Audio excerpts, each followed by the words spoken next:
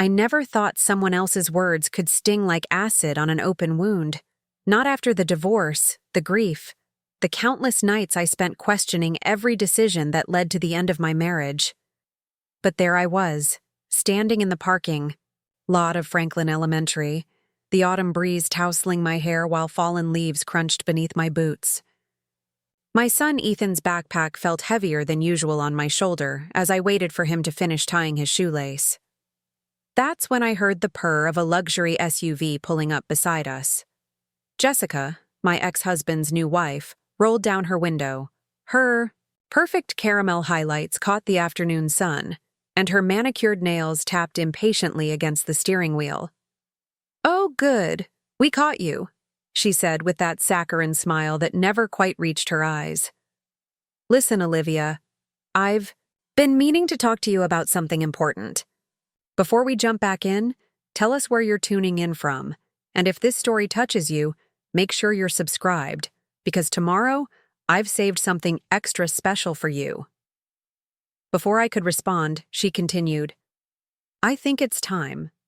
Ethan starts calling me Mom when he's at our house. It's confusing for him otherwise, don't you think?" She said it so casually, like asking to borrow a cup of sugar or suggesting a new breakfast cereal.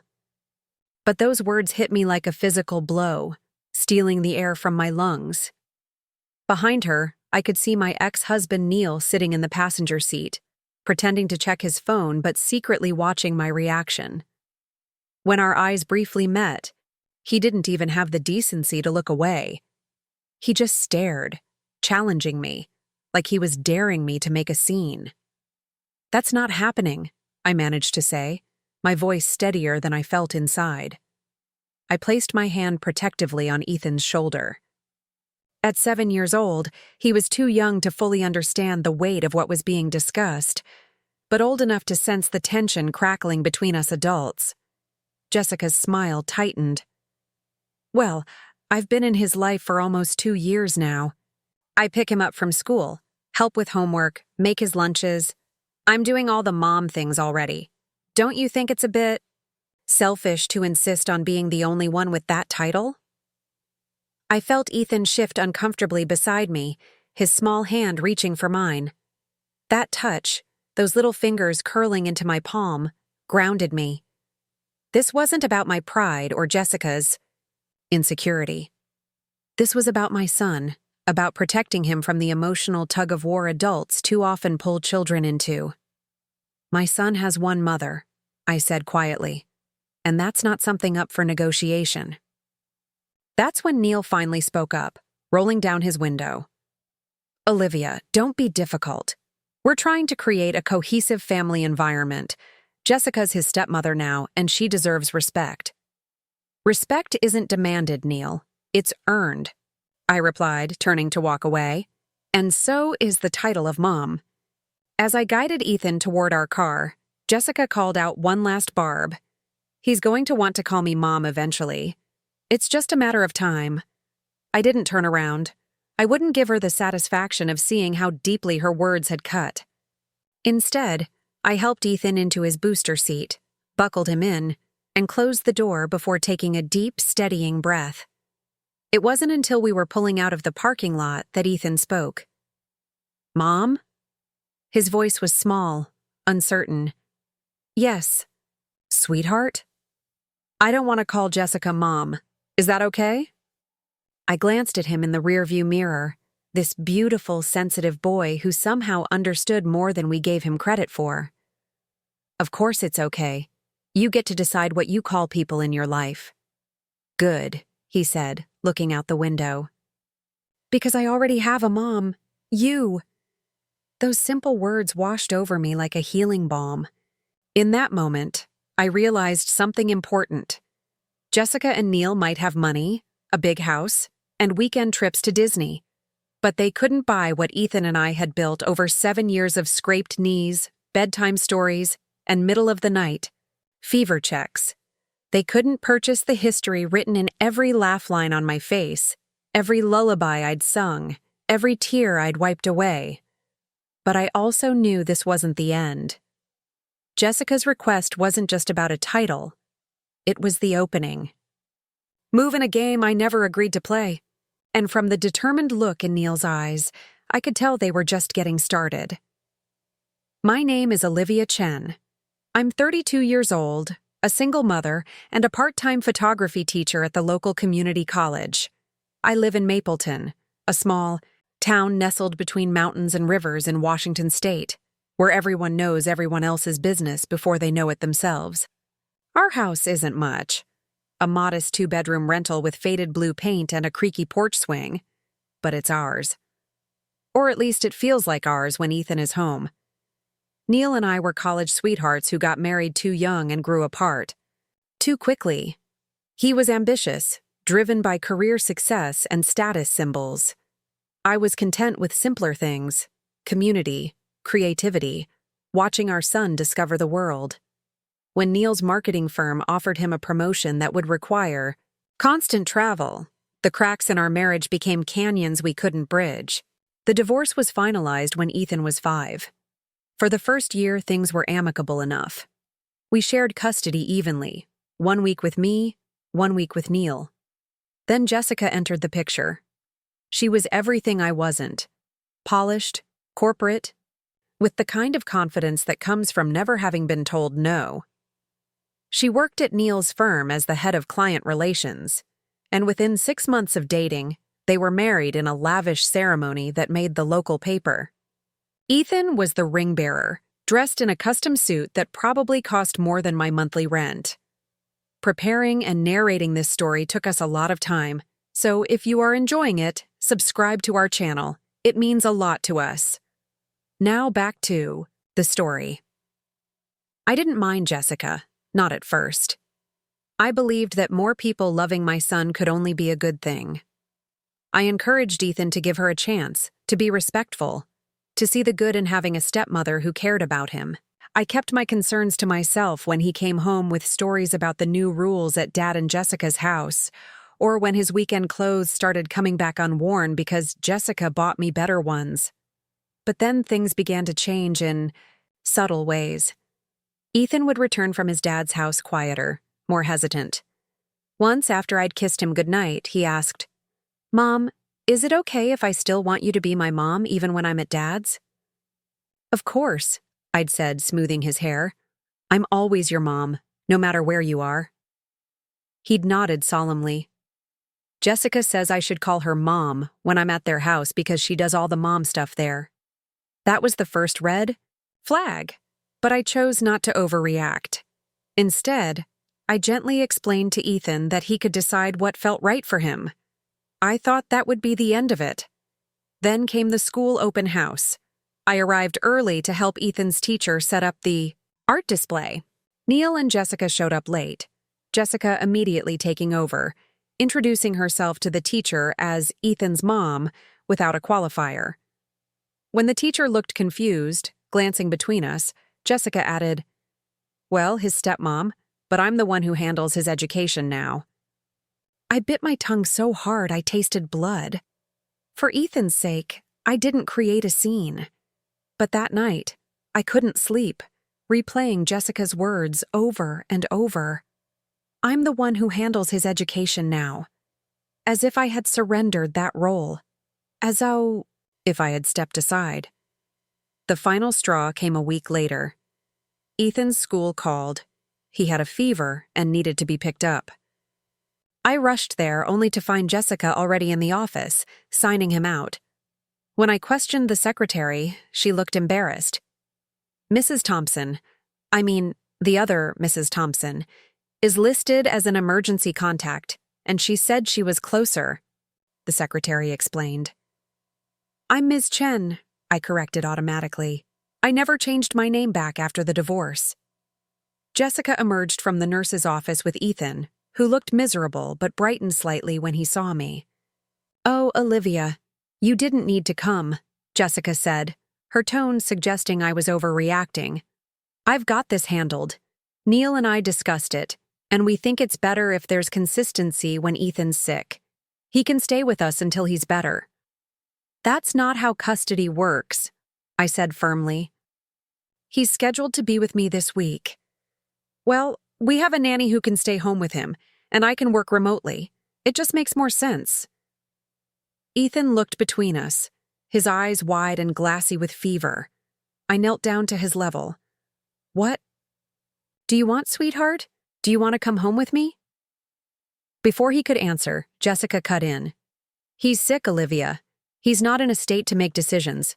Don't put him in the middle. Something inside me snapped. You're the one putting him in the middle. You're the one trying to play mom when you've been in his life for 5 minutes? Jessica's face hardened. Neil and I provide stability, structure, and opportunities you simply can't.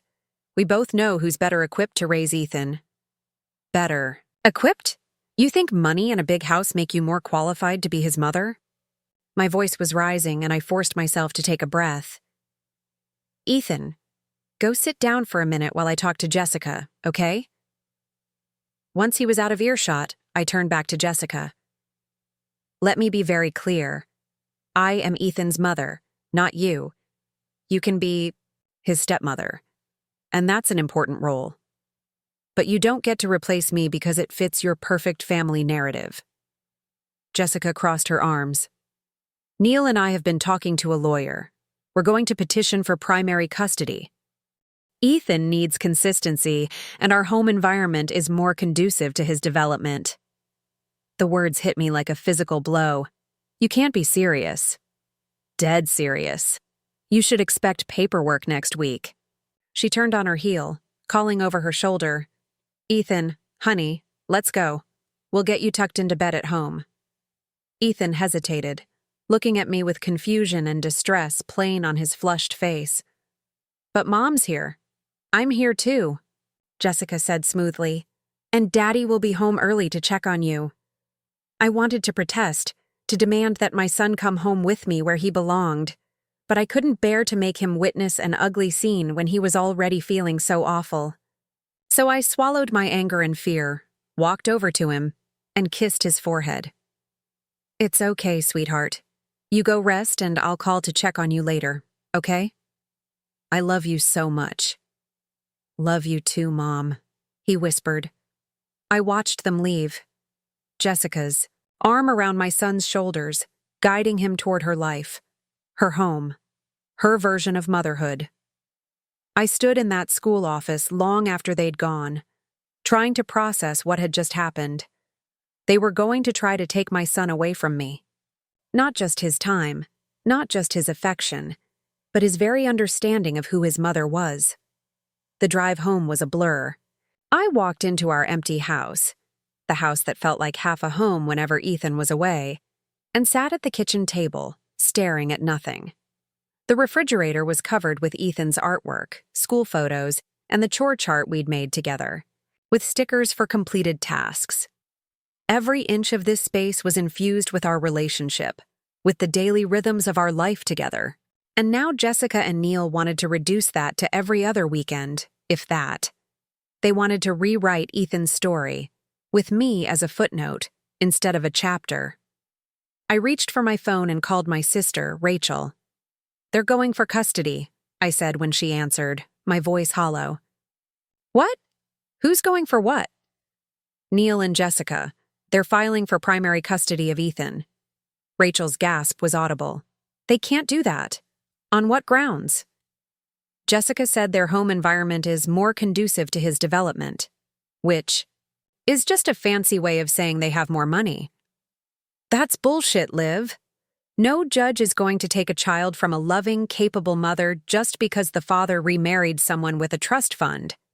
I wasn't so sure. You haven't seen their house, Rach. It's like something out of a magazine. Private school brochures on the coffee table, a dedicated playroom with educational toys I could never afford. Meanwhile, I'm living paycheck to paycheck, teaching part-time and doing freelance photography gigs to make ends meet. Material things don't make a mother, Rachel insisted. Tell that to the family court system. Olivia, listen to me. You need a lawyer.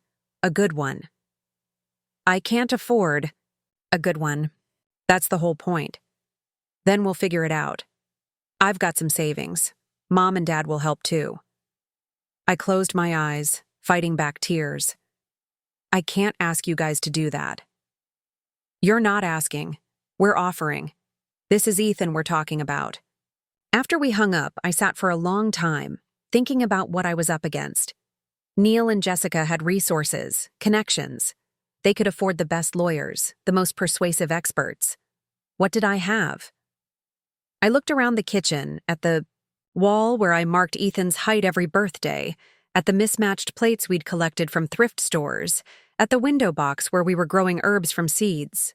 What I had was 7 years of being Ethan's mother. 7 years of knowing exactly what his different cries meant, of memorizing his allergies and preferences, of teaching him to read and ride a bike and apologize when he was wrong. And most importantly, I had Ethan himself, a boy who, when given the choice in that school office, had looked to me, had wanted to come home with me. That night, I made a decision. I wouldn't fight dirty. I wouldn't try to poison Ethan against his father or Jessica. But I would fight with everything I had to remain my son's mother, not just in name, but in presence, in influence, in daily life. The custody papers arrived 3 days later. The language was cold, clinical, reducing our lives to bullet points and legal terminology. They weren't just asking for primary physical custody. They wanted to be designated as the primary decision-makers for Ethan's education, healthcare, and religious upbringing. There was even a paragraph suggesting that Jessica should be recognized as Ethan's psychological mother, given her substantial daily involvement in the child's life. I read the papers twice, my hands shaking more with each page. Then I called Rachel, who connected me with a friend of a friend, a family law attorney named Marcus, who agreed to meet with me pro bono for an initial consultation. Marcus didn't sugarcoat it. "They're making a strong play," he said after reviewing the paperwork. "But their case has weaknesses. For one, there's no evidence of any deficiency in your parenting. You've maintained a stable home, Ethan is doing. Well in school, there are no concerns about his well-being in your care." "But they have more money," I said. "Financial resources are a factor, but not the only one. Courts look at the totality of circumstances, with the child's best interests as the guiding principle. And generally speaking, courts recognize the value of maintaining the bond between a child and their biological parents, particularly when that bond is strong and healthy." I nodded, trying to feel reassured. "So what do? We prepare. We document everything. Your involvement in Ethan's life, your stability as a parent, any concerning behaviors from Neil or Jessica. Has Ethan said anything about how they talk about you in their home?" I thought about it.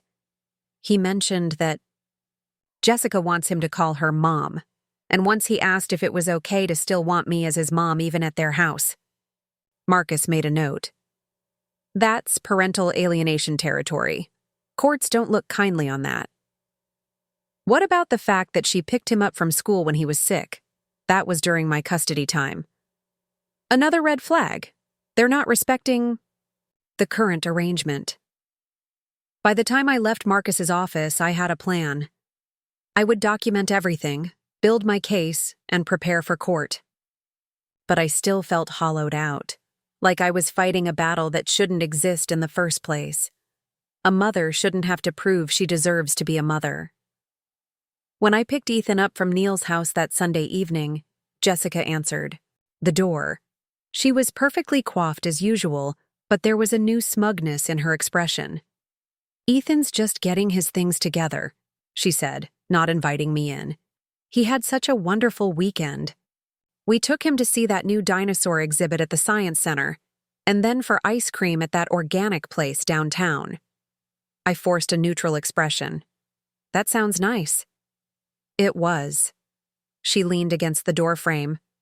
"You know, Olivia, this doesn't have to be adversarial. We all want what's best for Ethan. And you think what's best is taking him away from his mother?" She sighed, as if I was being difficult. "No one's taking him away from you.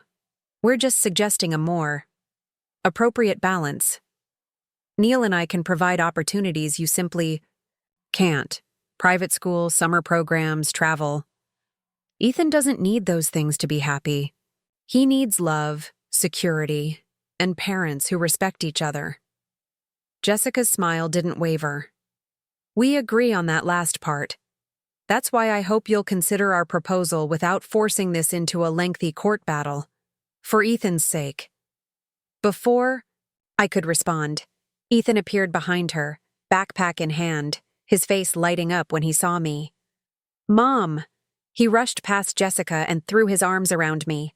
I missed you. I hugged him tightly, breathing in the scent of his hair, feeling his small body against mine. I missed you too, buddy. So much. As we walked to the car, Ethan chatted excitedly about his weekend. The dinosaurs, the ice cream, the new video game his dad had bought him. I listened, asking questions, staying engaged despite the knot of anxiety in my stomach. Once we were driving, Ethan grew quieter. Everything okay, sweetie?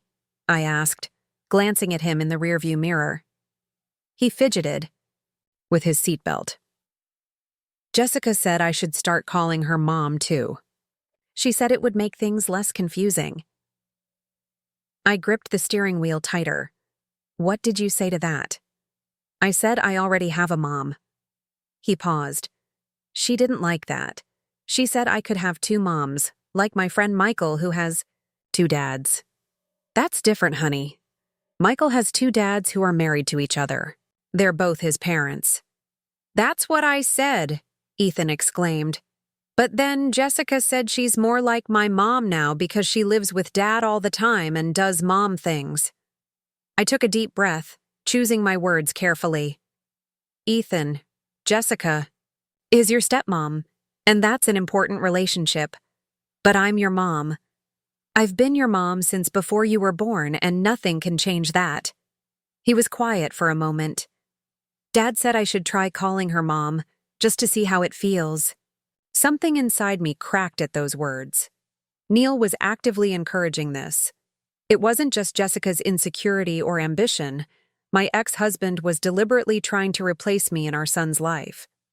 That night, after Ethan was asleep, I sat at my small desk and began writing everything down, every comment, every incident, every subtle attempt to undermine my relationship with my son.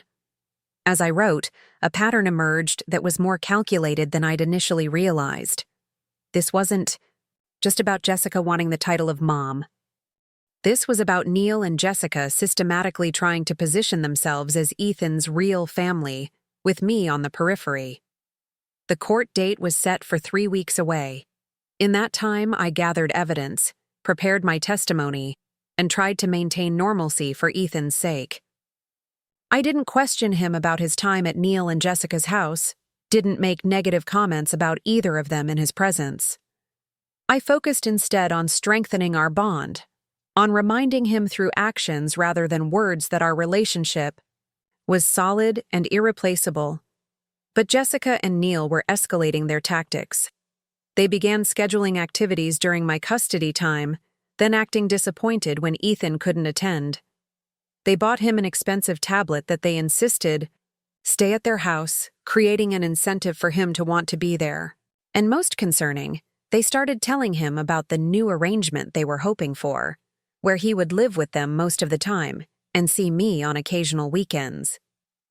Mom, is it true I might not live with you anymore? Ethan asked. One evening as I was tucking him into bed, his voice was small, frightened. I sat on the edge of his bed, my heart breaking. Who told you that, sweetheart? Dad and Jessica. They said the judge might decide I should live with them because they can give me more things. I took his small hand in mine. Ethan, no judge decides where you live based on who can buy you more stuff. They look at where you're happy, where you're loved, where you feel safe. I feel safe with you, he whispered. I know, buddy, and I'm going to do everything I can to make sure you can stay with me just like you do now. But no matter what happens, I will always, always be your mom. Nothing can change that. He nodded, but I could see the worry in his eyes. The uncertainty that no 7-year-old should have to carry. The night before the court hearing, I couldn't sleep. I paced our small living room, rehearsing what I would say, imagining every possible scenario. Around midnight, I heard a small voice. "Mom? Are you okay?" Ethan stood in the hallway, hair tousled from sleep, clutching his stuffed tiger. "I'm fine, sweetheart," I said, trying to sound reassuring. "Just thinking. Why are you up?" "I had a bad dream." He patted over and climbed onto the couch beside me. "About tomorrow." I put my arm around him. "You want to talk about it?" He leaned into me. "I dreamed the judge made me live with Dad. And Jessica forever. And I couldn't see you anymore." "Oh, Ethan." I hugged him close. "That won't happen. Even if the judge changes things a bit, you'll always get to see me. I promise." "But what if the judge thinks Jessica should be my mom, instead of you?" The question pierced my heart. No judge can change who your mom is. That's not how it works. Ethan looked up at me, his expression surprisingly serious for a child his age. "I know who my mom is, and tomorrow I'm going to tell the judge." "What do you mean?" "I want to talk to the judge.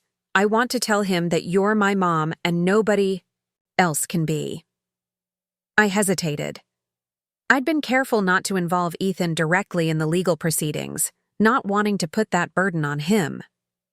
But he was already involved, already feeling the weight of this situation. "Are you sure that's what you want to do?" He nodded firmly. "I'm sure." "Then I'll ask our lawyer if that's possible. But Ethan, you should know that you don't have to do this. It's not your job to fix adult problems." "I know," he said. "But I want to tell the truth. You always say telling the truth is important." I smiled, tears pricking my eyes. "Yes, it is. And I'm so proud of you for wanting to do that." We sat together on the couch until Ethan fell asleep again. I carried him back to his bed, tucked him in, and watched him sleep for a long time. Whatever happened tomorrow, I knew one thing for certain. My son knew who his mother was, and maybe, just maybe, that would be enough. The morning of the court hearing dawned with a heavy mist that clung to everything, turning the world soft and gray. I stood in the kitchen, making Ethan's favorite breakfast, banana pancakes with chocolate chips arranged in a smiley face, though my hands trembled slightly as I flipped them.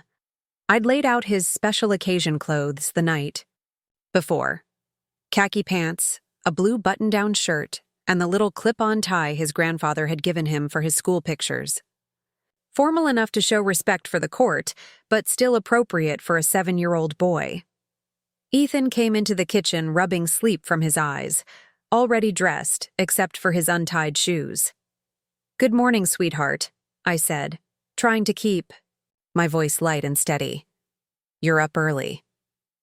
"I couldn't sleep anymore," he admitted, climbing onto his stool at the counter. "My tummy feels funny." I set the plate of pancakes in front of him. That's normal. Important days can make our stomachs feel nervous. Mine feels that way too. He poked at the chocolate chip smile with his fork. "Are you scared, Mom?" The question caught me off guard. I'd been trying so hard to shield him from my fear, but of course he saw through it. Children always do.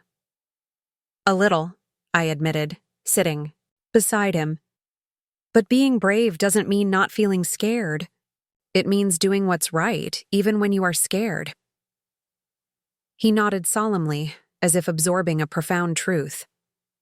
"Like when I had to get that big shot last year and I was crying. But I still let the doctor do it?" "Exactly like that." I smiled, brushing his hair back from his forehead. "And today, we're both going to be brave together." After breakfast, I helped Ethan tie his shoes, double-checked that we had all our paperwork, and took one last look around our modest home before locking up. As we walked to the car, Ethan slipped his small hand into mine. "Mom?" "Yes, honey?" If the judge asks me questions, should I call Jessica my stepmom, or just Jessica? I squeezed his hand gently. You should call her whatever feels right. To you.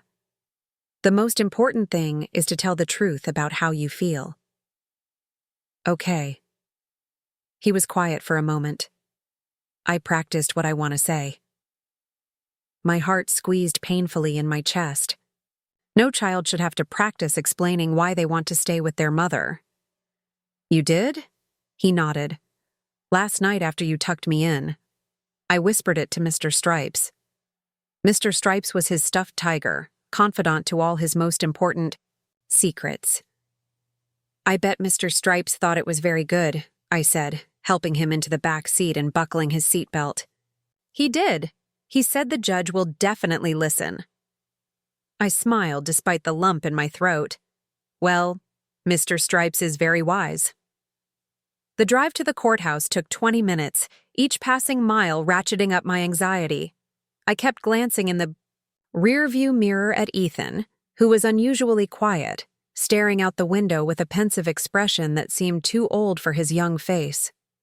The courthouse was an imposing stone building in the center of town, with wide steps leading up to heavy wooden doors. As we climbed those steps, I spotted them, Neil and Jessica standing near the entrance. Neil in an expensive charcoal suit, Jessica in a cream-colored dress that screamed perfect stepmother with its modest hemline and subtle sophistication. They made a picture-perfect couple, the kind you'd see in a glossy magazine spread about successful modern families. Jessica noticed us first, nudging Neil. They both turned to watch our approach, Jessica's smile polite but triumphant, as if she'd already won. Neil looked uncomfortable, avoiding my eyes, his gaze settling on Ethan instead. Hey, buddy, he said, crouching down to Ethan's level. Ready for the big day? Ethan nodded silently, shifting closer to me. We brought you something, Jessica said, reaching into her designer handbag and pulling out a small box wrapped in shiny blue paper. A little good luck charm. I bit back the urge to refuse the gift. This wasn't the time or place for a confrontation. Ethan looked up at me questioningly. You can open it later, sweetheart, I said gently. We should head inside now. We don't want to be late. Jessica's smile tightened almost imperceptibly. Of course. We're all here for Ethan after all, to do what's best for him. The emphasis she placed on best made my skin crawl, but I kept my expression neutral as we moved past them into the courthouse. Inside, we met Marcus, my attorney, in the hallway outside the courtroom. He was younger than I'd expected when we first met, but his eyes were kind and sharp, and he'd shown a genuine understanding of what was at stake. Good morning, Olivia, he said, shaking my hand. Then he knelt down to Ethan's level. And you must be Ethan. I'm Marcus. I'm helping your mom today. Are you going to talk to the judge? Ethan asked. I am, and your mom will too. And I understand you might want to talk to the judge as well? Ethan nodded firmly. I want to tell the truth. Marcus glanced up at me, a flicker of approval in his eyes. That's exactly what the judge wants to hear. Just the truth, in your own words.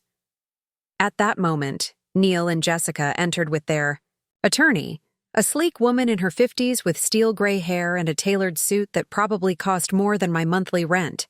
She exchanged a brief nod with Marcus, professional courtesy masking the adversarial nature of our meeting.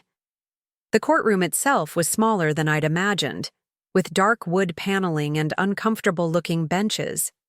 The judge, a man in his 60s with salt and pepper hair and wire-rimmed glasses, had a face that gave away nothing, neither sympathy nor judgment. He called the court to order with a brisk efficiency that suggested he'd heard hundreds of cases like ours before. Neil and Jessica's attorney presented their case first. She painted a compelling picture. A successful, stable couple with financial security, a spacious home in an excellent school district, and the resources to provide Ethan with every opportunity. She emphasized Jessica's dedication as a stepmother, her involvement in Ethan's school activities, her willingness to cut back her work hours to be more available for him. Your Honor, she concluded, Mr. Thompson and his wife can provide Ethan with consistency, structure, and advantages that Ms. Chen, despite her best efforts, simply cannot match.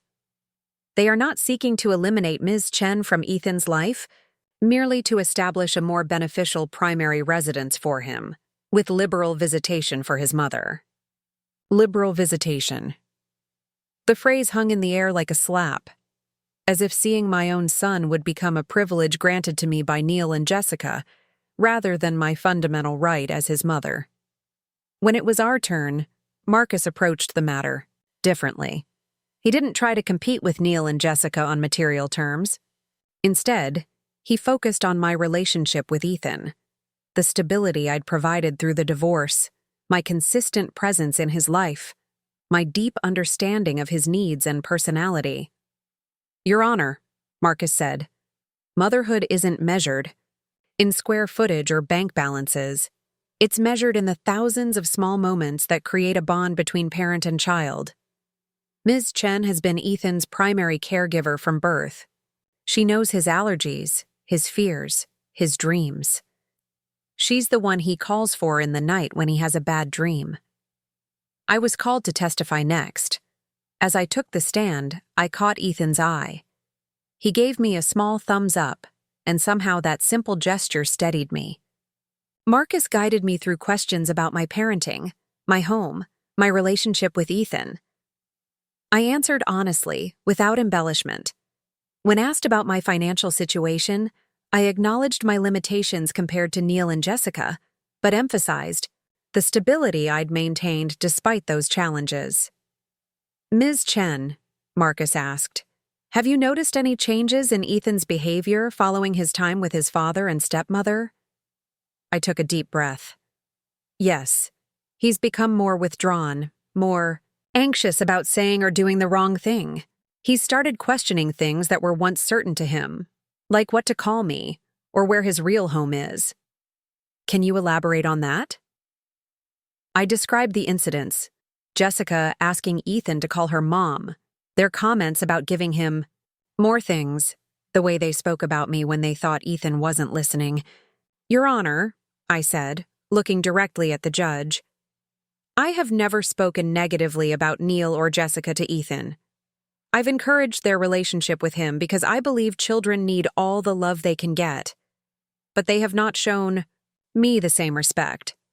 They've actively tried to diminish my role in Ethan's life, to make him question the one relationship that has been constant since the day he was born. During cross-examination, Neil and Jessica's attorney tried to paint me as bitter, resentful of their success, unwilling to acknowledge the benefits their resources could provide Ethan. She implied that my modest living situation was a disadvantage, that the hours I spent working as a photographer took away from time with my son. Isn't it true, she asked, that you sometimes have to rely on after-school programs when you have evening photography sessions? Yes, I admitted. On average, once or twice a month. And during those times, wouldn't Ethan be better off? In the care of his father and stepmother, rather than with strangers. They're not strangers, I replied evenly. The after-school program is run by teachers Ethan knows and trusts, and those sessions allow me to support us financially while still being home with Ethan most evenings. But if Ethan lived primarily with his father and Mrs. Thompson, he wouldn't need after-school care at all. Jessica works from home 3 days a week specifically to be available for him. I felt a flash of anger but kept my voice steady. Ethan doesn't need constant supervision. He needs consistent love and the security of knowing where he belongs. The few hours he spends in after-school programs give him independence and social skills, not to mention friends he's known since kindergarten. When Neil took the stand, he avoided looking at me. He spoke about his success, his stable marriage, the college fund he'd established for Ethan. He described their neighborhood, the private school they wanted Ethan to attend, the summer programs they could afford. It all sounded so reasonable, so focused on Ethan's future. But then Marcus began his cross-examination. "Mr. Thompson, did you encourage Ethan to call your wife Mom?" Neil shifted uncomfortably.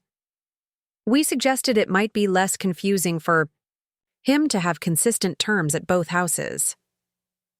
"Less confusing for whom, exactly?" "For Ethan, who has known who his mother is for 7 years. Or for Mrs. Thompson, who would prefer to assume that title." "Objection," Neil's attorney called. "Argumentative." "Sustained," the judge said. "Rephrase, counselor." Marcus nodded. "Mr. Thompson, has your wife ever referred to herself as Ethan's mother without the step qualifier?" Neil hesitated. "Possibly in casual conversation." "And did you correct her?" Another hesitation. "I don't recall specifically."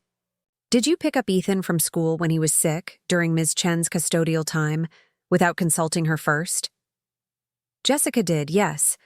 We thought it was in Ethan's best interest to come straight to our house since he wasn't feeling well." "Did you contact Ms. Chen to inform her of this decision?" "We called her afterward." "But not before making the decision for her during her custodial time?"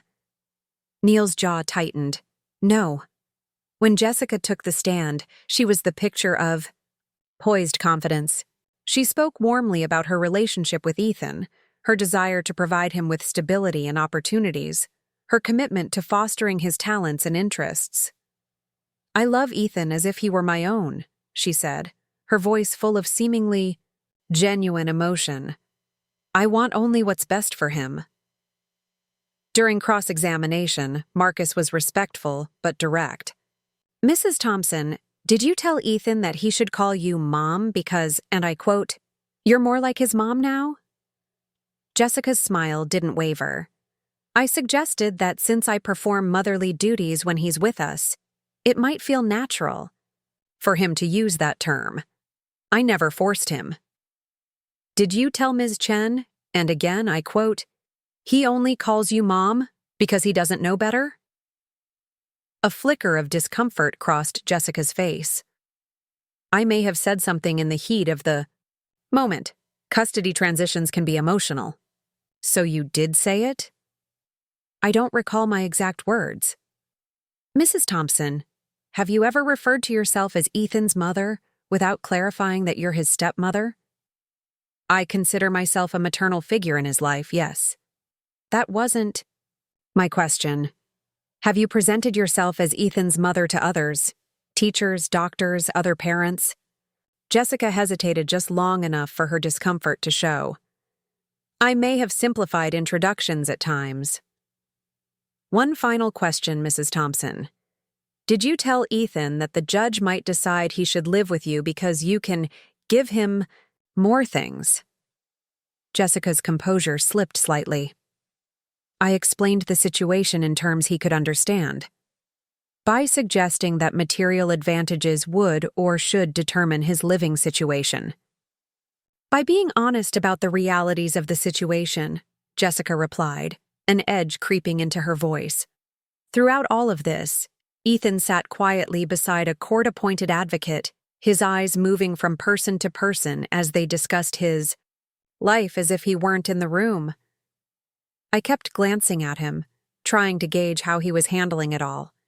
He looked solemn, but not frightened, more like he was taking everything in, processing it in his own way. Finally, the judge asked if Ethan would like to speak. The court advocate brought him forward to a special chair next to the judge's bench, positioned so he didn't have to face the entire courtroom. "Hello, Ethan," the judge said kindly, his tone softer than it had been with the adults. "I understand. You wanted to talk to me today." Ethan nodded, his feet dangling above the floor. "Yes, sir."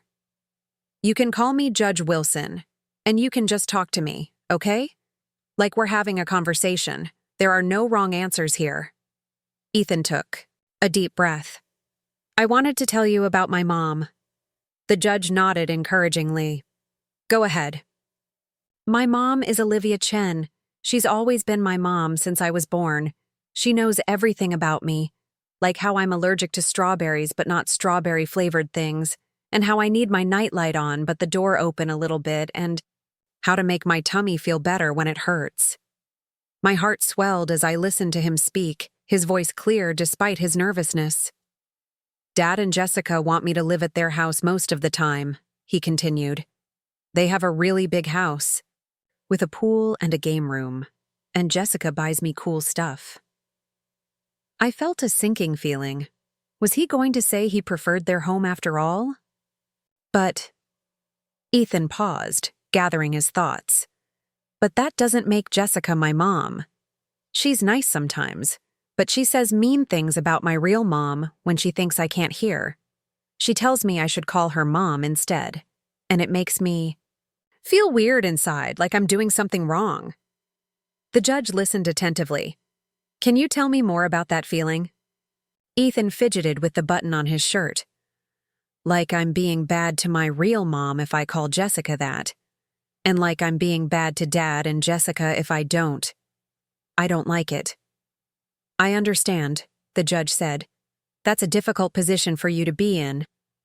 Last week, Ethan continued, when I was at Dad's house, Jessica told her friend on the phone that she was finally getting to be Ethan's real mother, and that after court, things would be put right.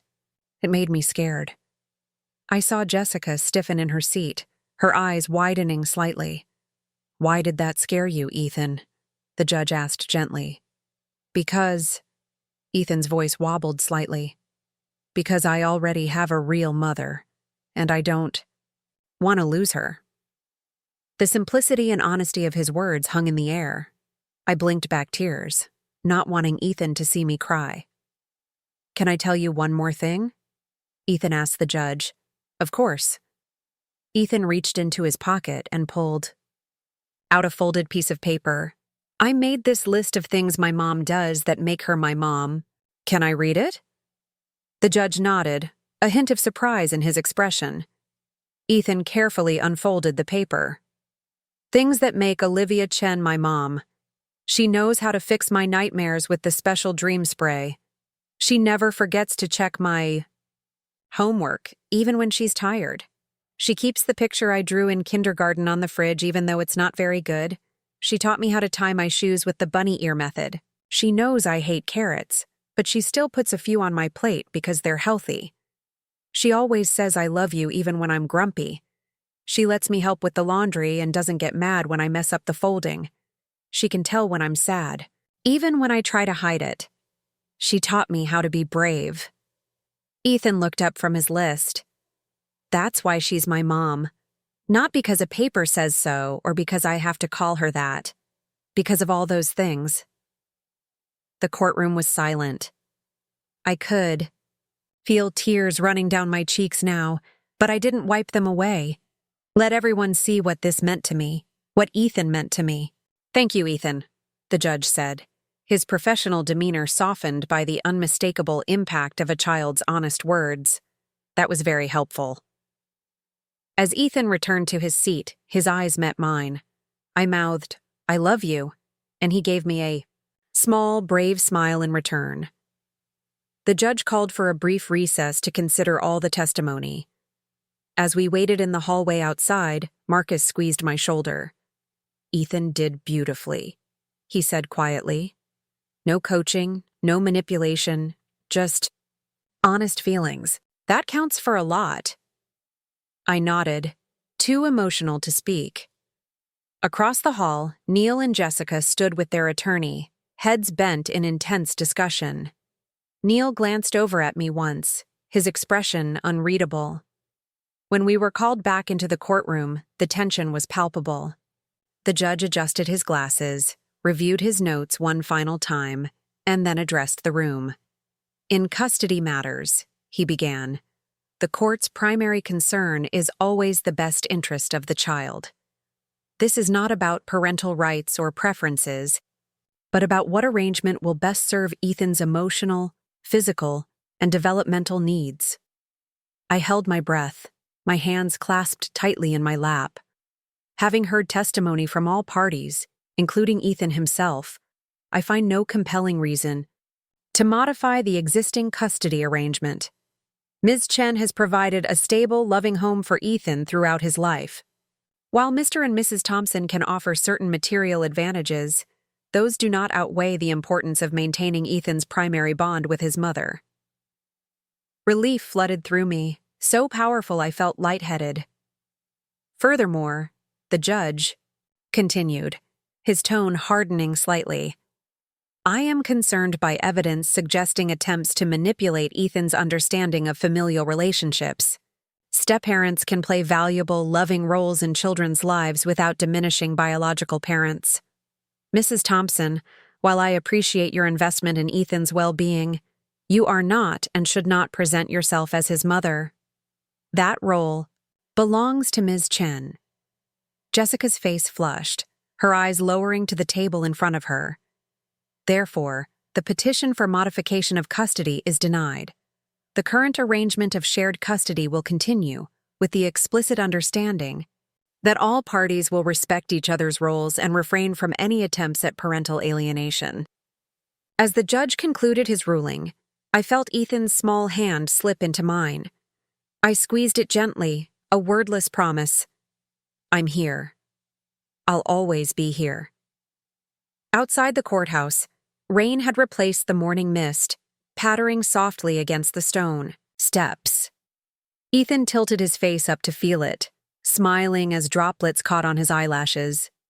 In that moment, with the weight of uncertainty lifted, he looked like a child again. Not a witness, not a pawn, just a boy enjoying the rain. Neil approached us cautiously, Jessica hanging back near their car. Olivia, he said, his voice subdued. Can we talk for a minute? I hesitated, then nodded to Marcus that it was okay. He moved a few steps away, still within earshot.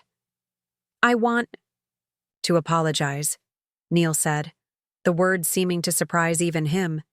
Hearing Ethan today, I didn't realize how all this was affecting him.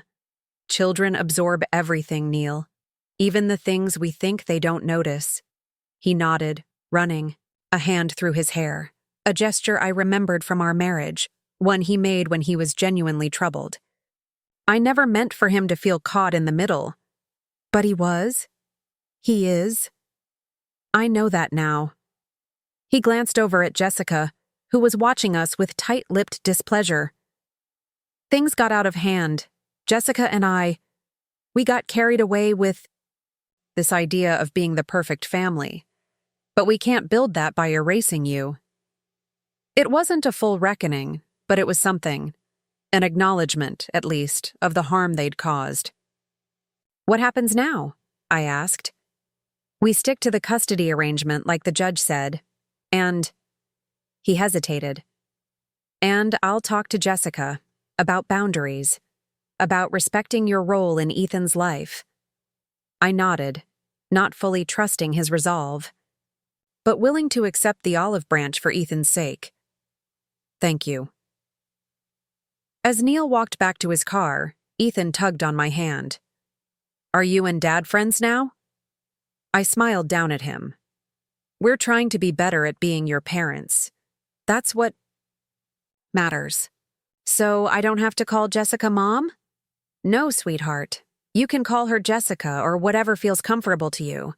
But not because the judge said so, because it's what feels right to you. He nodded, satisfaction spreading across his fur. Good, because I already have a mom. And she's the best one. As we walked to our car, hand in hand through the rain, I realized something profound had shifted. Not just the legal outcome, but something deeper. A reaffirmation of truth that no court could grant or take away.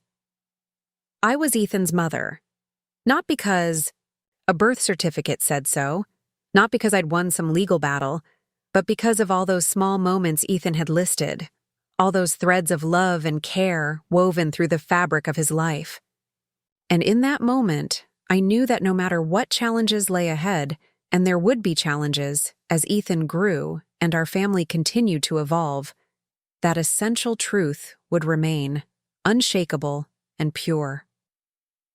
The weeks following the court hearing brought a strange new rhythm to our lives.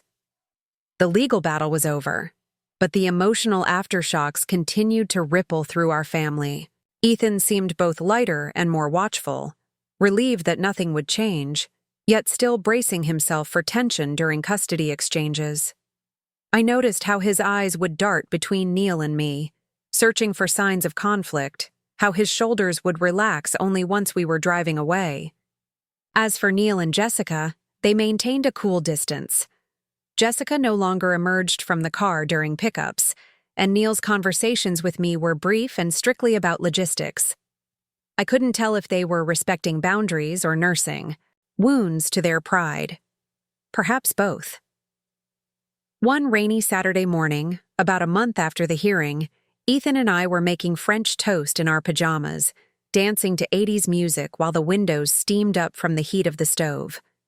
These weekend mornings had become sacred to us, a time when the outside world with all its complications fell away, leaving just the two of us in our small, imperfect, love-filled home. "Mom?" Ethan asked, carefully dipping a bread slice into the egg mixture as I'd taught him. "Are you still mad at Dad and Jessica?" The question caught me off guard. "What makes you think I'm mad at them?" He shrugged, his eyes on his task. "You don't really talk to them anymore, and your smile gets different when they're around." I turned down the music, giving his question the attention it deserved. "I'm not mad, honey. I'm just being careful. Sometimes adults need a little space to figure out how to be better around each other." "Like a timeout?" I smiled. "Something like that, but it doesn't mean we're angry forever." He nodded, processing. "This. Jessica doesn't smile at me the same way anymore either." A twinge of guilt pinched my heart. Despite everything, Jessica was still part of Ethan's life, and he was sensitive enough to notice the change in her behavior toward him. "She might be feeling a little sad about what happened in court," I explained gently. "Sometimes when adults don't get what they want, they need time to accept it. It doesn't mean she doesn't care about you." "But I told the truth," he said, a hint of worry in his voice. "Was that wrong?" "No, sweetheart." I set down my spatula and knelt to his level, looking him in the eyes. Telling the truth was brave and right. Sometimes the truth is hard for people to hear, but that doesn't make it wrong.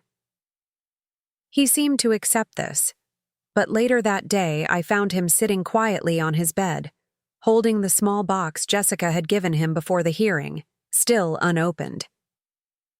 "You never opened your present," I observed, sitting beside him.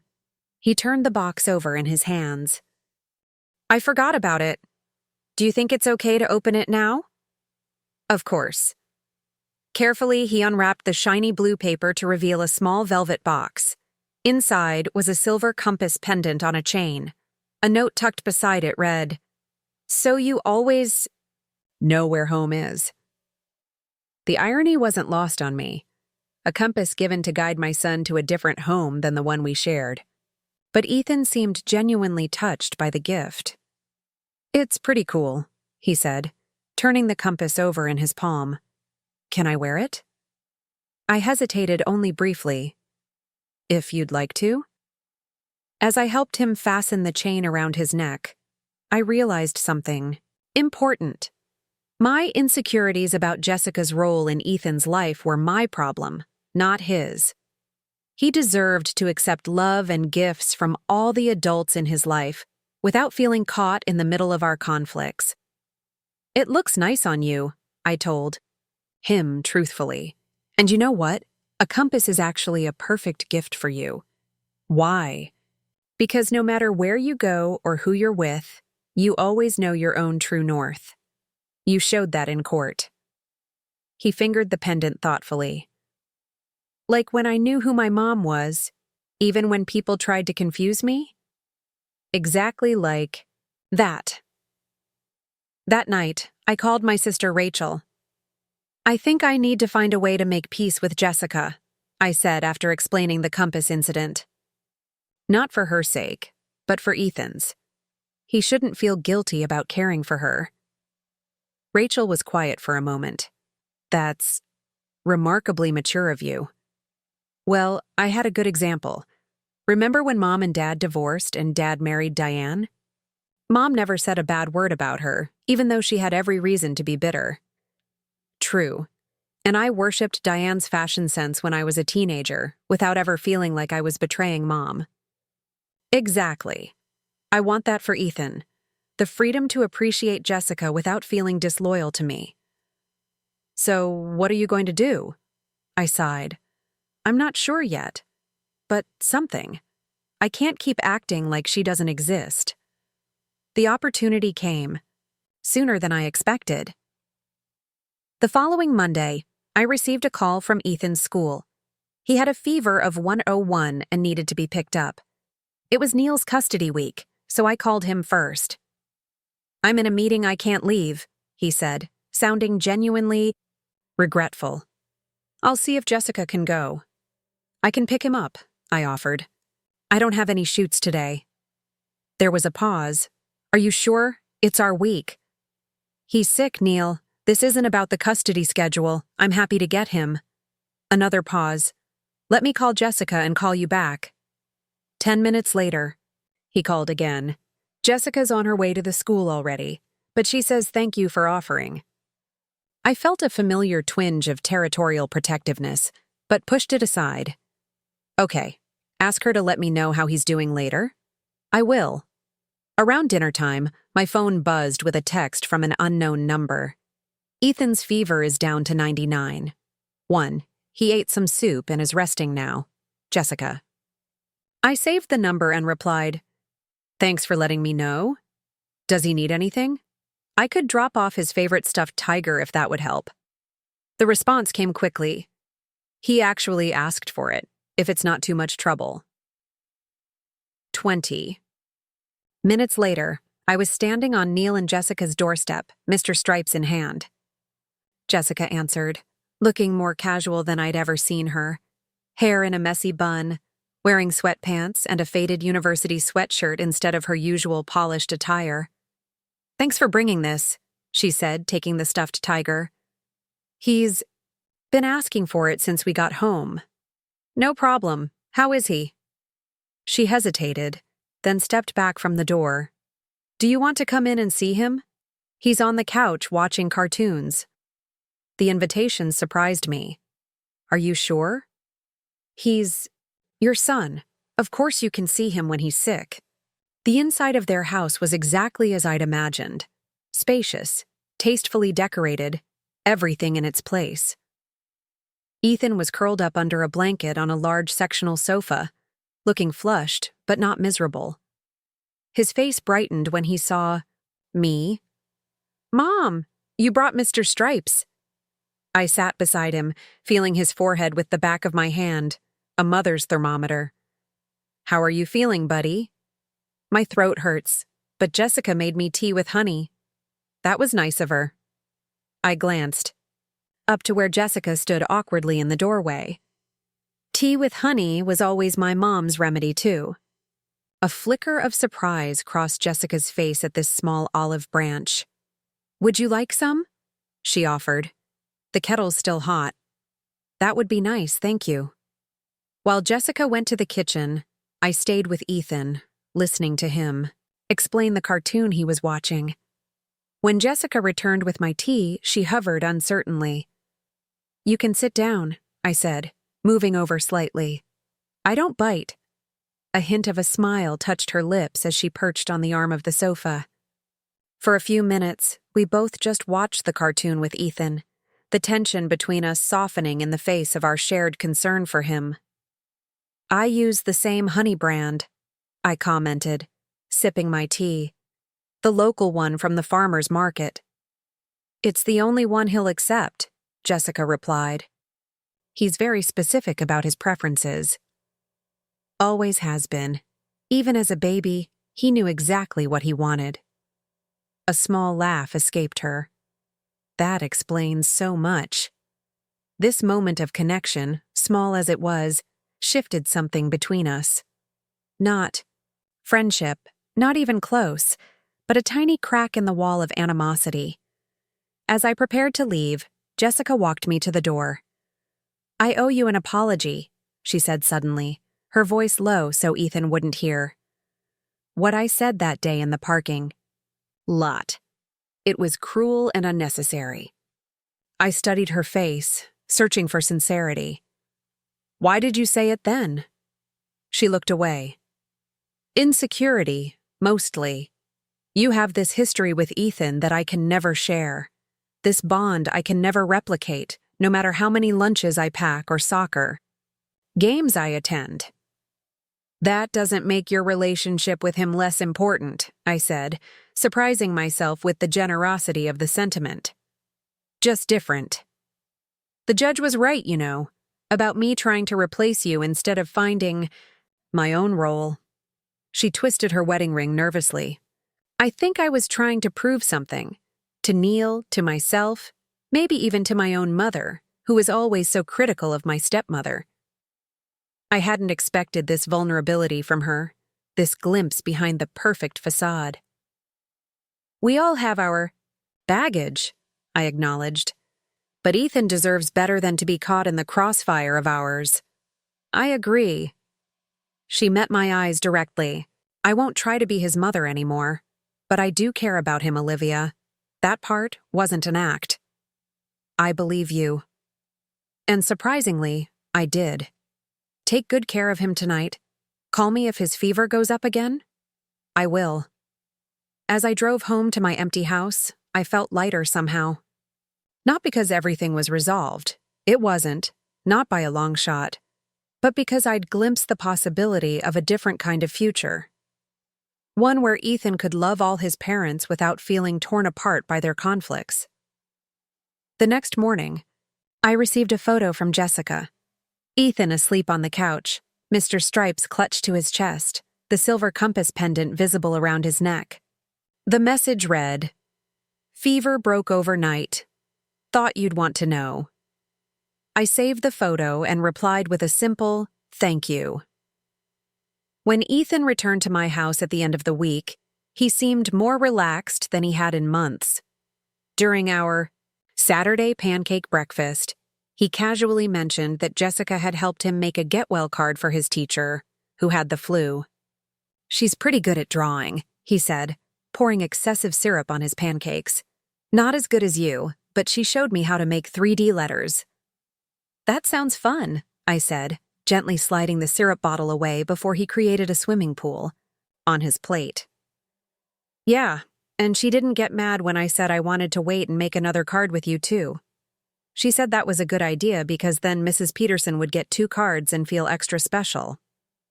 I smiled, recognizing the effort Jessica was making. That was thoughtful of her. "Mom?" Ethan looked at me seriously.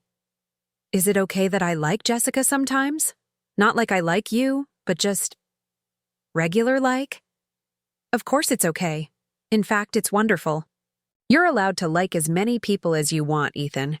Love isn't a limited resource." He nodded, satisfied with this answer.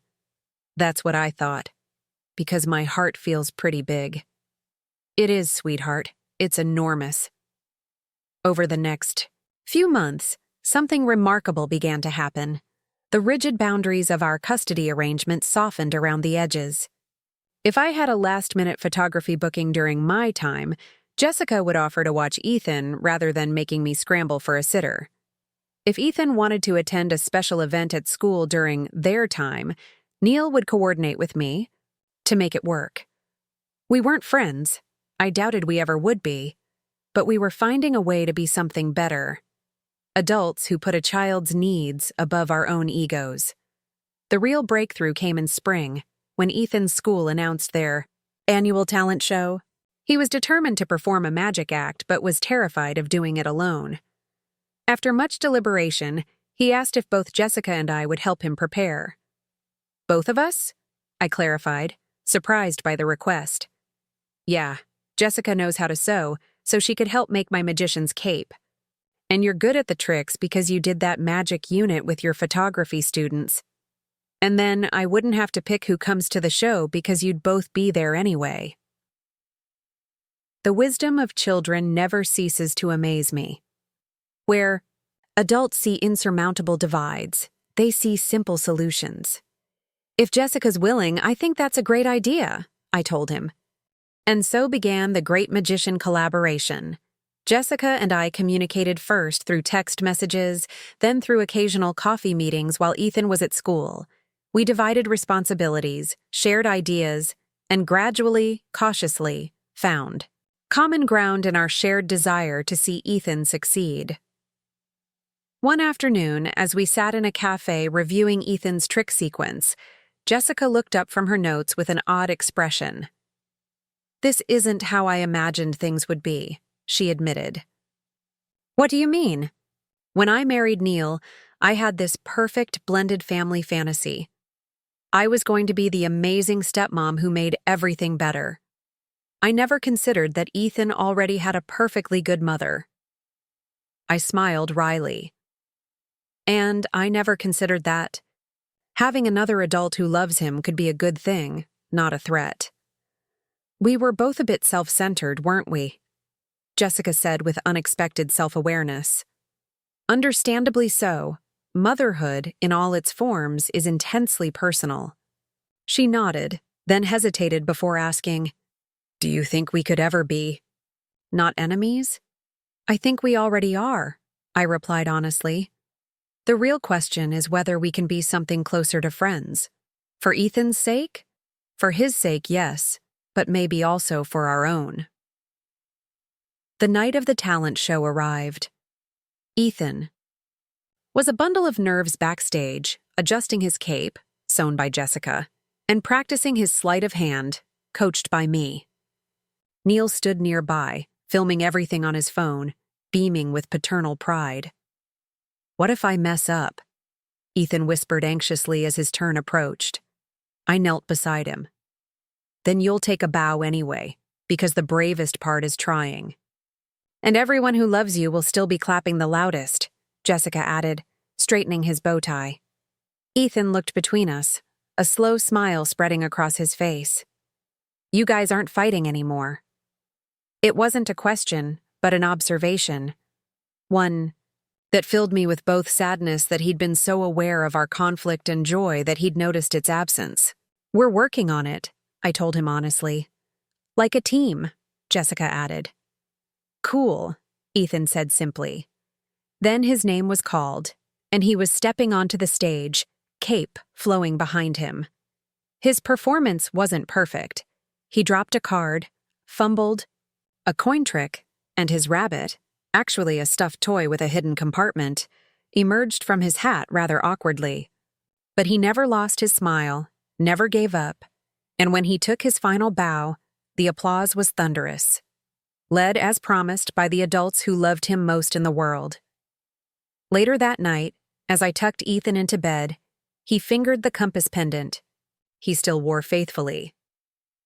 "Jessica was right," he said sleepily. "About what?"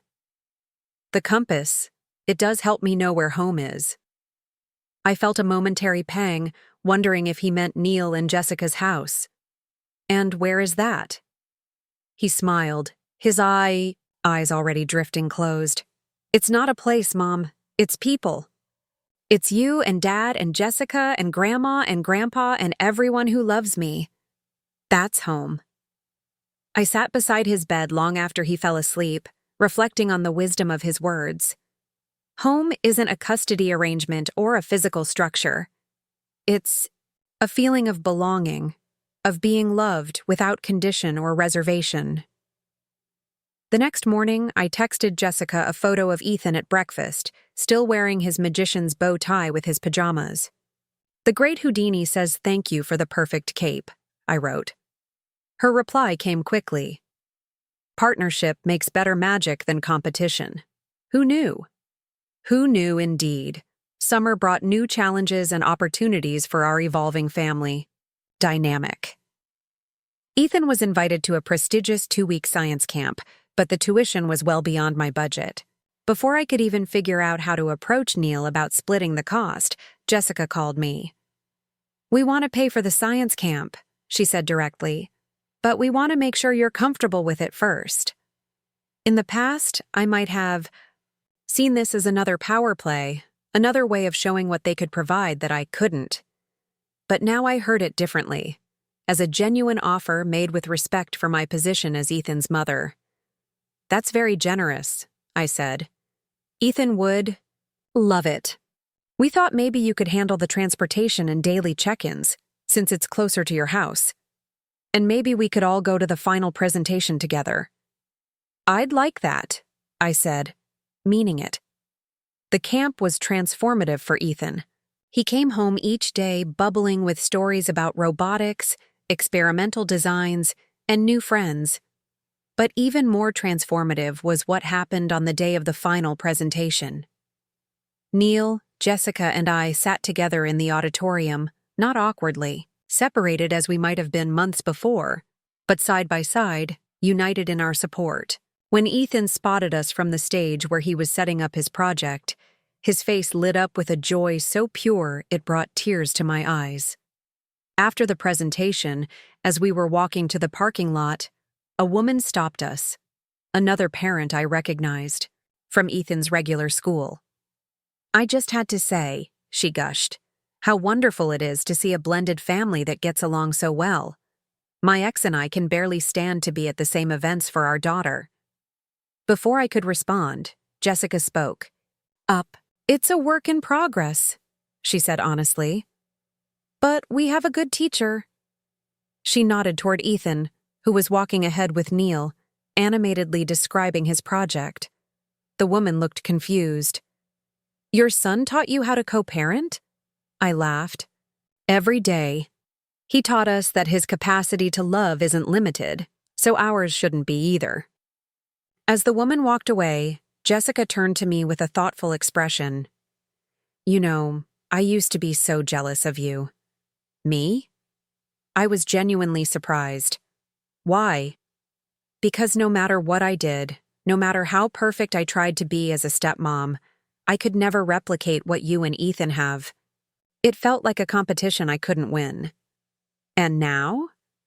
She smiled, a real smile without the brittle edge I'd once come to expect. "Now I realize I don't need to win or lose. I just need to be the best Jessica I can be. The rest will follow." In that moment, standing in a school parking lot on a warm summer evening, I felt something I hadn't expected to feel toward the woman who had once tried to replace me in my son's life. Respect. Not affection, exactly. Not yet. But genuine respect for her growth, her honesty, her willingness to find her own place in Ethan's life without displacing mine. That night, after Ethan was asleep, I sat on my porch swing looking up at the stars. I thought about the journey we'd been on, from that moment in the school parking lot when Jessica had uttered those hurtful words, through the court battle, to this new territory we were navigating together. I thought about how often in life we create our own prisons of resentment and fear, how we cling to roles and identities as if sharing them somehow diminishes us. And I thought about how Ethan, with his child's wisdom, had shown us a better way. A way where love expands to include everyone. Where mom isn't a limited title, but an expansive one, big enough for different versions to exist side by side. My phone buzzed with a text from Neil.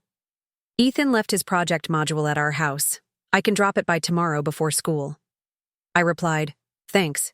He'd be devastated to go without it." Then, after a moment's hesitation, I added, "You and Jessica did a good thing with that science camp. He's flourishing." His response was simple but significant. "We make a decent team when we try." Yes, I thought, looking back up at the stars. We do. The compass Jessica had given Ethan had been meant to guide him toward a different understanding of home and family. Instead, it had guided all of us toward something unexpected. A family defined not by blood or marriage or legal documents, but by the choice to put love above ego, a child's needs above adult insecurities. It wasn't perfect. There would still be disagreements, moments of tension, old wounds that might reopen. But we had found a new way forward, one step at a time, with Ethan's happiness as our true north. And in doing so, we had all learned what Ethan seemed to know instinctively, that love isn't diminished when it's shared, It multiplies. 3 years have passed since that fateful day in the school parking lot when Jessica's words cut through me like glass. 3 years of growth, challenges, unexpected alliances, and profound lessons about what it truly means to be a mother. Ethan is 10 now, taller, more thoughtful, with a quiet confidence that makes my heart swell with pride whenever I witness it. This morning, I'm standing in my kitchen brewing coffee when my phone buzzes with a text from Jessica. Recital program just announced. Ethan has a solo in the second act. I smile, typing back a quick, "That's amazing. Extra practice this weekend?" Our communication has evolved into something I never could have imagined back when we were locked in silent warfare over my son's affections. Ethan's interest in piano was actually Jessica's discovery. During his time at their house, she noticed how he gravitated toward the baby grand piano that sat largely unused in their living room. She'd taken lessons as a child and started teaching him simple melodies. When he showed real aptitude, Neil and Jessica offered to pay for formal lessons. 3 years ago, that offer might have felt like another attempt to outshine me with their resources. Now it simply feels like what it is, a gift to Ethan from people who love him. "Mom," Ethan calls from upstairs. "Have you seen my blue notebook? The one with all my compositions?" "Check your backpack," I call back, pouring my coffee. "Front pocket." A moment later, he thunders down the stairs, notebook in hand. "Found it. I'm adding a new part to my piece for the recital. Ms. Abernathy says I can improvise in the middle section if I want." I smile at his enthusiasm. That sounds challenging. "Yeah, but Jessica's been helping me understand jazz chord progressions. And I thought maybe you could help me with the storytelling part, like how you always talk about visual storytelling in your photography." "I'd love to," I tell him, meaning it completely. This is our new normal. Ethan moving between our complementary strengths and influences, taking what he needs from each of us without the burden of divided loyalties. It didn't happen overnight, and it certainly didn't happen without effort. But somewhere along the way, the adults in his life learned to put down their swords and pick up their shared responsibility instead. The biggest test of our fragile peace came last year, when Neil's company offered him a promotion that would require relocating to Chicago. Jessica was thrilled. It meant a significant pay increase and career opportunities for her as well in the company's headquarters. But it also meant a decision about Ethan that could have reignited all our old conflicts. I'll never forget the day they asked to meet with me at a neutral location, a quiet cafe downtown. I arrived prepared for battle, my stomach in knots, already mourning the potential loss of my daily life with my son. Neil spoke first. "We've been offered an incredible opportunity in Chicago," he explained, his expression a mixture of excitement and apprehension. "But before we make any decisions, we wanted to talk to you." "We won't take Ethan away from you," Jessica added quickly. "That's not even on the table."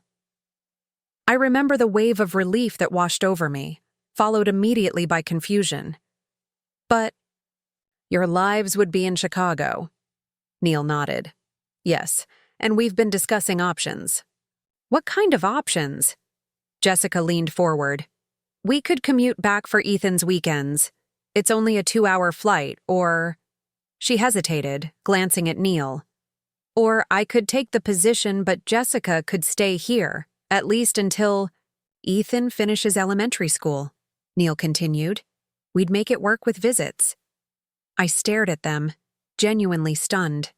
They were considering significant sacrifices to maintain Ethan's stability and his relationship with me. It was so far from where we'd started, from Jessica's, "He only calls you mom because he doesn't know better," to this moment of genuine consideration and respect. "You would do that?" I asked, my voice catching slightly. "Of course," Jessica said, as if it were obvious. "Ethan needs consistency. He needs his school, his friends." She paused. "He needs his mom." In that moment, something shifted in me, the last remnant of defensiveness that I'd been carrying. I saw before me not competitors for my son's love, but partners in ensuring his well-being. And I realized I needed to meet their generosity with my own. Let's think about this differently, I suggested. What would be best for Ethan isn't necessarily keeping everything exactly the same. What's best is having all the adults in his life working together instead of at cross purposes. We spent the next 2 hours brainstorming alternatives. In the end, Neil took the promotion, but with a modified arrangement that allowed him to work remotely part of each month. Jessica stayed in our town, but traveled to Chicago frequently. And most surprisingly, I adjusted my own schedule to accommodate the changes in theirs.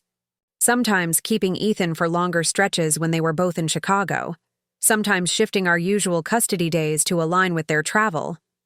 It wasn't the rigid week-on, week-off schedule we'd once adhered to like a religious text. It was flexible, responsive to everyone's needs, especially Ethan's. And it worked, not because a court ordered it, but because we chose it, together. Today, as I watch Ethan practice his piano piece, his fingers moving with increasing confidence across the keys, I'm struck by how this journey has transformed not just our co-parenting relationship, but me as well.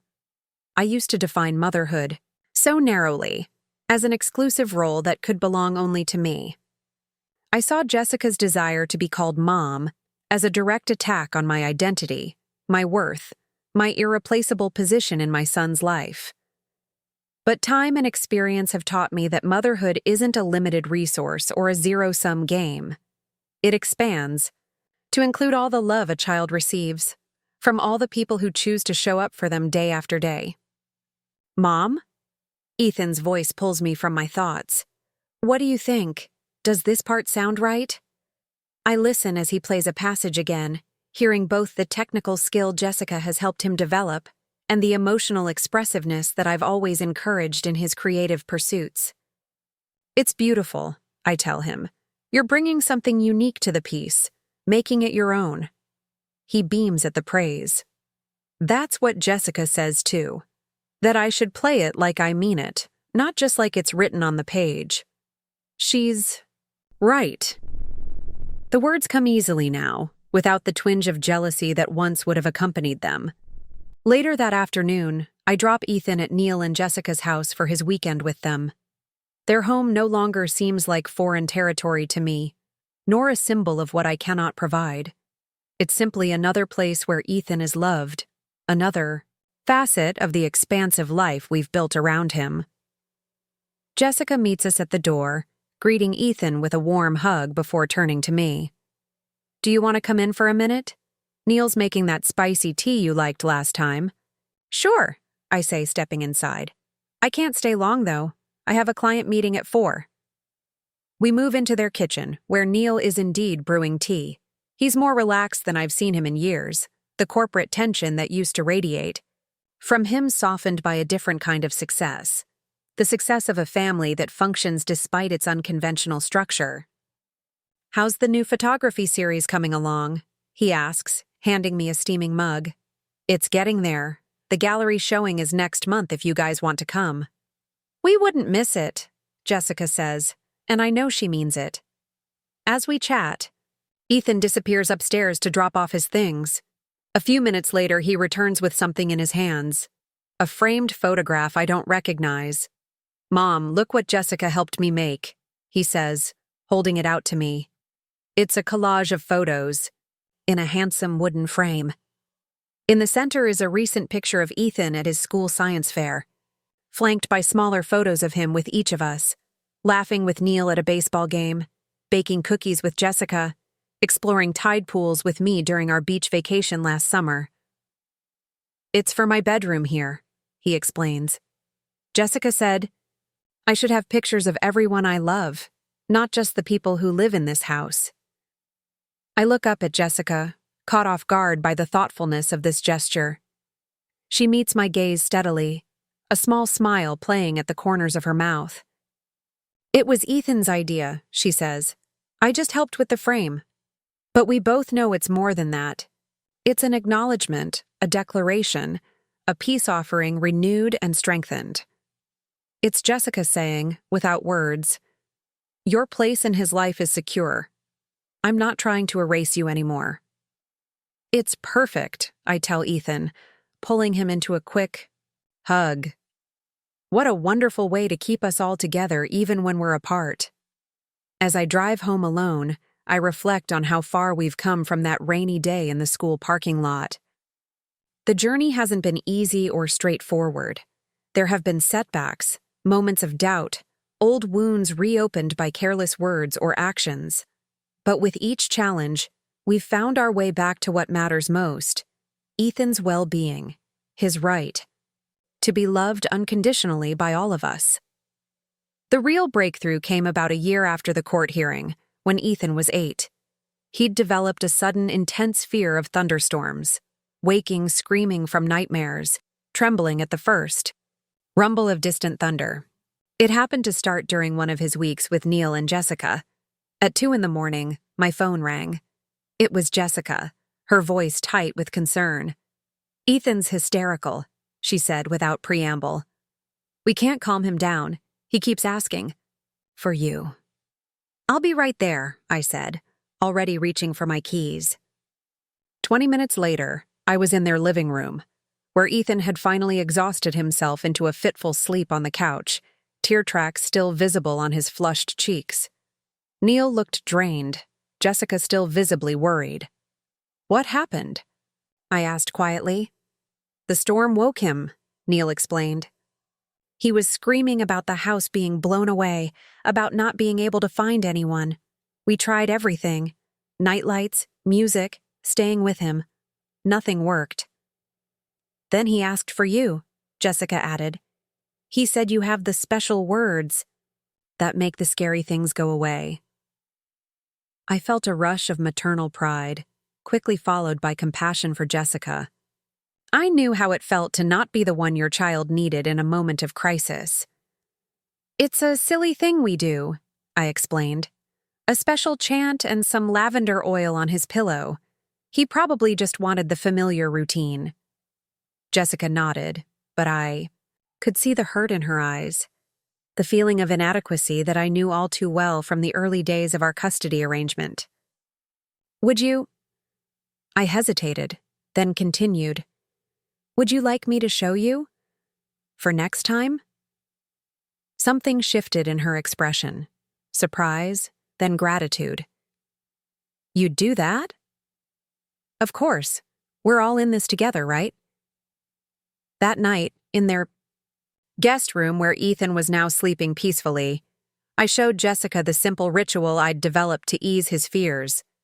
The lavender oil, the silly made-up chant that always made him giggle, the way I traced patterns on his back until his breathing slowed. "It's not magic," I told her. "It's just consistency. He knows what to expect, and that makes him feel safe." "Thank you," she said simply, "for coming, for showing me. You'd do the same." And I realized, with mild shock, that I believed it. She would do the same for me, for Ethan. We had crossed some invisible line from adversaries to allies, and there was no going back. After that night, something fundamental changed in our relationship. We began to share not just Ethan's time, but his experiences, his challenges, his triumphs.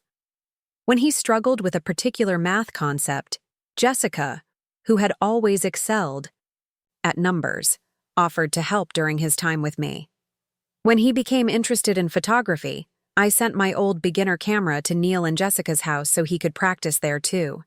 We started a shared online calendar to track his activities, a group text for quick updates and funny moments, a collaborative approach to everything from doctor's appointments to holiday planning. We weren't just parallel parents anymore, operating in separate spheres.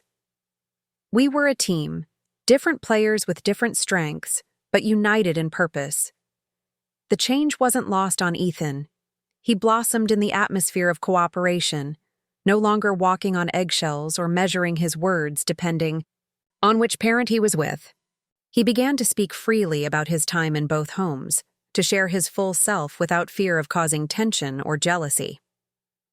One evening, as I was helping him with homework, he looked up from his notebook with a serious expression. "Mom, can I ask you something?" "Of course. Anything." "Are you and Jessica friends now?" I considered the question carefully. "I think we're something even more important than friends. We're partners in taking care of you." He nodded thoughtfully. "I like that you don't fight anymore. It used to make my stomach hurt, even when you weren't yelling." His candor hit me like a physical blow. Children absorb so much more than we realize, carry so many burdens we don't intend to place on their shoulders. "I'm sorry it was hard for you." "Before," I said, stroking his hair. "I wish we had figured things out sooner." He shrugged with the resilience of childhood. "It's okay. You were learning." "Learning what?" "How to share." He said it so simply, as if it were obvious. "Like you always told me I had to learn to share my toys at preschool. You had to learn to share me."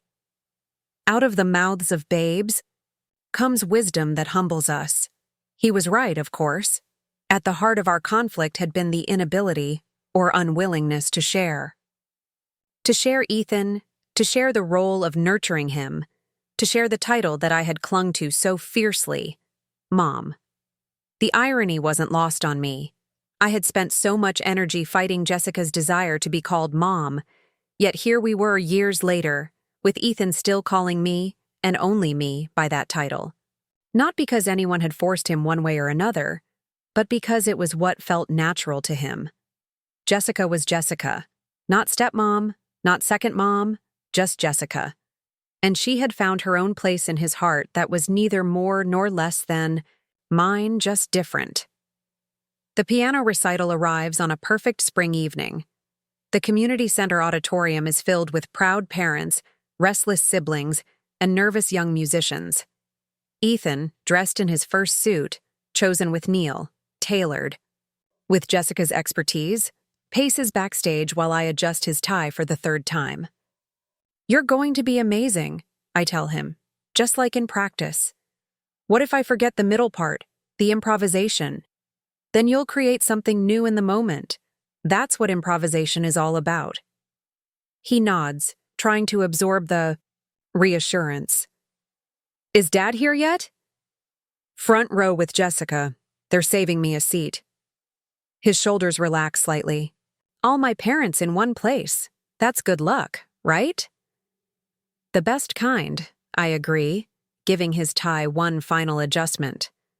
I find Neil and Jessica exactly where they promised to be, a program saved on the seat between them. Jessica has brought flowers for Ethan. Neil has his camera ready. We exchange smiles that hold none of the tension that once characterized our interactions, only shared anticipation for Ethan's performance. As the recital begins, I watch the other families in the audience, traditional nuclear families, single, parents, grandparents raising grandchildren, and blended families in various configurations. So many different ways to create a family, to raise a child. None perfect, none without challenges, but all capable of providing the love and support a child needs to thrive. When Ethan's turn comes, he walks to the piano with a confidence that brings tears to my eyes. This poised, talented boy who was once the confused child in the courtroom, trying to explain to a judge why he couldn't have two moms. He settles onto the bench, takes a deep breath, and begins to play. The piece starts slowly, tentatively, like the first raindrops before a storm. Then it builds, gaining complexity and emotion. When he reaches the improvised middle section, he falters for just a moment, a brief hesitation that only those who know him well would notice. I hold my breath. Then he glances toward the audience, his eyes finding the three of us sitting together in the front row. Something in his expression shifts, a renewed determination, and his fingers find their way again, creating a passage that wasn't in the original composition but fits perfectly, bridging what came before with what will follow. It strikes me as a perfect metaphor for our journey, the initial conflict, the uncertain middle where we had to improvise and find our way without a map. And now this harmonious resolution that honors the original while creating something new and beautiful. When Ethan finishes his piece, the applause is enthusiastic. He stands, bows as his teacher taught him, and his eyes seek us out again, his first and most important audience. Neil is filming, Jessica is wiping away a tear, and I'm applauding until my hands hurt. Different people with different roles in his life, united in this moment of pride and joy. After the recital, we take Ethan out for ice cream, the four of us squeezed into a booth at his favorite parlor. He's animated, riding the high of his successful performance, recounting every moment from his perspective. We listen, laugh, celebrate with him. As I watch him interact with Neil and Jessica, the easy affection, the inside jokes, the comfortable dynamic they've developed, I feel no jealousy, no sense of being replaced or diminished. Only gratitude that my son has so many people who love him, who show up for him, who contribute to the person he's becoming. Later, when Ethan goes to check out the new flavors on display, Jessica turns to me. "Thank you," she says quietly. "For what?" "For making space for me in his life. I know it wasn't easy, especially at first." I shake my head. "You earned your place. I just had to get out of my own way enough to see that him loving you doesn't mean he loves me any less." Neil, who has been listening silently, adds, "We all had to learn that. That love multiplies rather than divides." Jessica smiles. "Do you remember what you said to me that day in the parking lot? The title of mom isn't something up for negotiation. It's earned." I wince slightly at the memory. I was pretty fierce about it. You were right, though. It is earned every day through 1,000 small moments of showing up and caring and putting someone else's needs before your own. She glances at Ethan, who is chatting animatedly with the server. I didn't understand that then. I thought it was just a name, a role you could step into. But it's so much more than that. You understand it now, I say, recognizing the truth in her words. You've earned your own place in his heart, not as a replacement for me, but as yourself, as Jessica. She nods, a quiet acknowledgement of how far we've all come. That night, as I tuck Ethan into bed, Neil and Jessica had graciously suggested he stay with me after the recital, recognizing the special moment we'd shared. He's still buzzing with excitement. "Did you see when I almost messed up but then fixed it?" he asks, reliving the moment. "I did. You recovered beautifully." I was thinking about what you and Jessica both told me, about making the music my own and playing like I mean it. And then I just did it. I smile, brushing his hair back from his forehead, a gesture as old as his life. That's a good lesson for more than just music. He nods sleepily. "Hey, Mom." "Yes, sweetheart? I'm glad you and Dad and Jessica figured out how to get along. It makes everything better."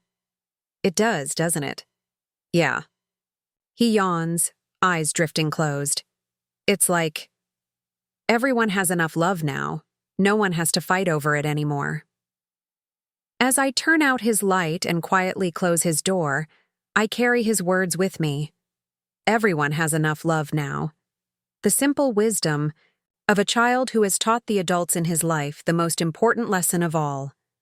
That love isn't finite or exclusive. It grows to encompass all the people who matter, all the relationships that nurture and support. Jessica's words that day in the school parking lot, "He only calls you Mom because he doesn't know better," once cut me to the quick because I feared they might somehow become true. That if given a better option, my son would choose someone else, leaving me replaced and forgotten. But what I've learned through this journey is that children don't replace love. They accumulate it. They gather it from every genuine source, building a constellation of connections that light their way through life. And far from diminishing any single star in that constellation, each light makes the others shine more brightly, creating patterns and possibilities that wouldn't exist in isolation. Ethan doesn't call me Mom because he doesn't know better. He calls me Mom because he knows exactly who I am, who we are together. And he calls Jessica by her name for the same reason, because he knows her, values her, loves her for exactly who she is in his life. Not a replacement, not a competitor, but another adult who chooses every day to show up for him with love and patience and commitment. And in the end, isn't that what any child deserves? Not adults who fight over titles and territories, but adults who set aside their egos and insecurities to create something stronger and more beautiful than any one of us could create alone. A family, in whatever form it takes, bound together not by perfect harmony, but by the willingness to keep trying, to keep growing, to keep loving.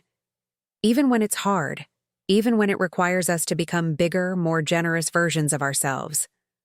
That's the answer Ethan gave Jessica with his silence 3 years ago when she suggested he call her Mom.